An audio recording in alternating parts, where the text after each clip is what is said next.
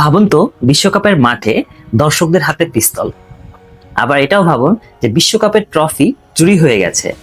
আবার আরেকটা ঘটনা যেখানে একটি দল বিশ্বকাপে চান্স পেয়েছে বা বিশ্বকাপে ইনভাইটেশন পেয়েছে, কিন্তু তারা খালি পায়ে খেলতে চাওয়ার কারণে তাদেরকে বিশ্বকাপে অংশগ্রহণ করতে দেওয়া হয়নি।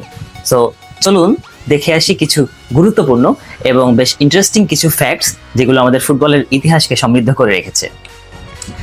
প্রথম বিশ্বকাপ, যেটি 1930 সালে উরুগুয়েতে অনুষ্ঠিত হয়, সেই বিশ্বকাপে অনেক দেশই অংশগ্রহণ করতে পারেনি, কারণ যেখানে বিশ্বকাপটি অনুষ্ঠিত হয় সেখানে উপস্থিত হতে প্রায় 14 দিন সময় লাগতো। কারণ তখন উড়োজাহাজের ব্যবস্থা ছিল না, তখন জাহাজে করে যেতে হতো। আর এই যে সমুদ্রপথে যেতে অনেক বাধার সম্মুখীন হতে হতো, এই জন্য অনেক দল অংশগ্রহণ করতে পারেনি। এমনকি ইউরোপের অনেক দেশ ইনভাইটেশন পাওয়া সত্ত্বেও তারা অংশগ্রহণ করতে পারেনি। মাত্র 4টি দেশ ইউরোপের যারা অংশগ্রহণ করেছিল 1930 সালের বিশ্বকাপে। এমনকি ফিফা প্রেসিডেন্ট তার ট্রফি নিয়ে জাহাজে করেই গিয়েছিলেন সেই বিশ্বকাপে অংশ নিতে। 1930 সালের প্রথম বিশ্বকাপ, তার ফাইনাল খেলে হচ্ছে উরুগুয়ে আর আর্জেন্টিনা। এই দুই দলের মধ্যে যে ফাইনালটি অনুষ্ঠিত হয়, এখানে নিরাপত্তাজনিত অনেক সমস্যা ছিল, এবং যেহেতু প্রথম বিশ্বকাপ সেখানে অনেক প্রস্তুতিরও অভাব ছিল। সো এই বিশ্বকাপে মানুষ নিজের পকেটে পিস্তল নিয়ে গিয়েছিল, যে কোনো যদি সমস্যা হয়, কোনো নিরাপত্তাজনিত কোনো সমস্যা হয়, তাহলে নিজেদের নিরাপত্তা নিজেদেরকেই রক্ষা করতে হবে এই চিন্তা করে। সো পরবর্তীতে জানা যায় যে অনেক বেশি অস্ত্র পুলিশ তারা ধরতে পেরেছিল, যেটা বিশ্বকাপের মাঠ থেকেই বের হয়েছিল। এবং এই 1930 সালের ফাইনালে দুটি যে ভিন্ন দেশ খেলে, অর্থাৎ আর্জেন্টিনা এবং উরুগুয়ে, তখন কোনো অফিসিয়াল ফিফার কোনো বল ছিল না। সো এই সময় তারা চেয়েছিল, আর্জেন্টিনা এবং উরুগুয়ে দুই দলই চেয়েছিল তারা নিজেদের বল দিয়ে বিশ্বকাপ মাতাবে। কিন্তু যেহেতু এটা কোনো দলই মেনে নিবে না, তাই প্রথম হাফ একটি দলের এবং দ্বিতীয় হাফ আরেকটি দলের বল দিয়েই খেলা হয়। এভাবেই কিন্তু সর্বশেষ উরুগুয়ে চ্যাম্পিয়ন হয়। 1950 সালে ব্রাজিলে বিশ্বকাপ অনুষ্ঠিত হয়। সেই বিশ্বকাপে কোনো নকআউট পর্ব ছিল না, ছিল শুধু রাউন্ড রবিন ফরম্যাট, যেখানে উরুগুয়ে চ্যাম্পিয়ন হয়। তো এখানে কিন্তু শুধু রাউন্ড রবিন ফরম্যাটেই টেবিল টপার যারা, তাদেরকেই কিন্তু চ্যাম্পিয়ন ঘোষণা করা হয়, কোনো ধরনের নকআউট পর্ব ছাড়াই।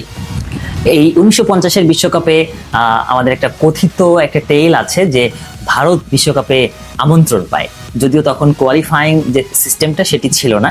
সো এই যে ভারতের আমন্ত্রণ, ভারত তারা দাবি করেছিল যে তারা খালি পায়ে বিশ্বকাপ খেলবে, যদিও এটা একটা মিথ কিনা এটা একটা বড় প্রশ্ন। সো ভারত যেহেতু দাবি করেছিল তারা খালি পায়ে ফুটবল খেলবে, বিশ্বকাপ খেলবে, এটা ফিফা রিজেক্ট করে দেয়। এর ফলে কিন্তু ভারত বিশ্বকাপ খেলা থেকে বঞ্চিত হয়। এরপর থেকে কিন্তু ভারত আর বিশ্বকাপ খেলার সুযোগ পায়নি। 1950 সালের বিশ্বকাপ ফাইনাল অনুষ্ঠিত হয় ব্রাজিলের মারাকানা স্টেডিয়ামে, যেখানে অংশ নিয়েছিল ব্রাজিল এবং উরুগুয়ে, এবং এর যে দর্শক সংখ্যা ছিল 1,73,000, তারও বেশি ধারণা করা হয়, তারও বেশি।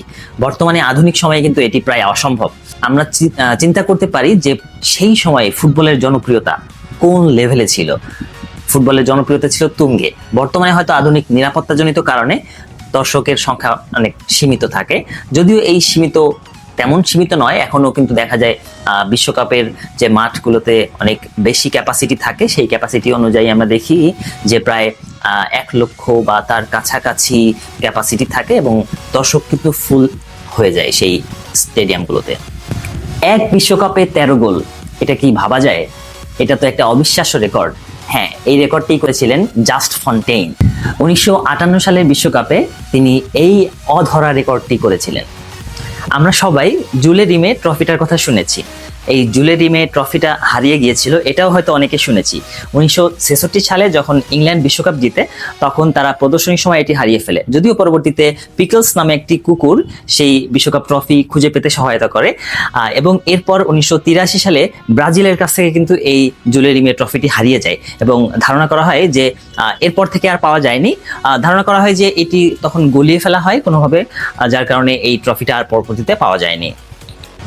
ব্রাজিল যারা একমাত্র দল যারা সকল বিশ্বকাপে অংশগ্রহণ করেছে, এবং ইন্টারেস্টিং ফ্যাক্ট হচ্ছে তারা 1930-এর বিশ্বকাপে অংশগ্রহণ করেছিল, কিন্তু তাদের সর্বপ্রথম ম্যাচটি কিন্তু হেরেছিল, এবং তারাই কিন্তু সব থেকে বেশি ট্রফি হোল্ডার, অর্থাৎ 5টি বিশ্বকাপ তারাই জিতেছে। একটা বিশ্বকাপ শুধু খেলা নয়, এটি একটি আবেগ, যুদ্ধ, ট্র্যাজেডি, সবকিছু। সময় বদলেছে, খেলা বদলেছে, কিছু দল ইতিহাস তৈরি করে গিয়েছে। গ্যারি লিনেকার একবার বলেছিলেন, football is a simple game, 22 men chase a ball for 90 minutes and Germans always win। আর সেই জার্মানি যারা বিশ্বকাপে অনেক বেশি ধারাবাহিক এবং ভয়ঙ্কর, আবারও ফিরবে আগের সেই রূপে জার্মানি। এই কামনা করেই আজকের ভিডিওটি এ পর্যন্তই শেষ করছি। ধন্যবাদ সবাইকে।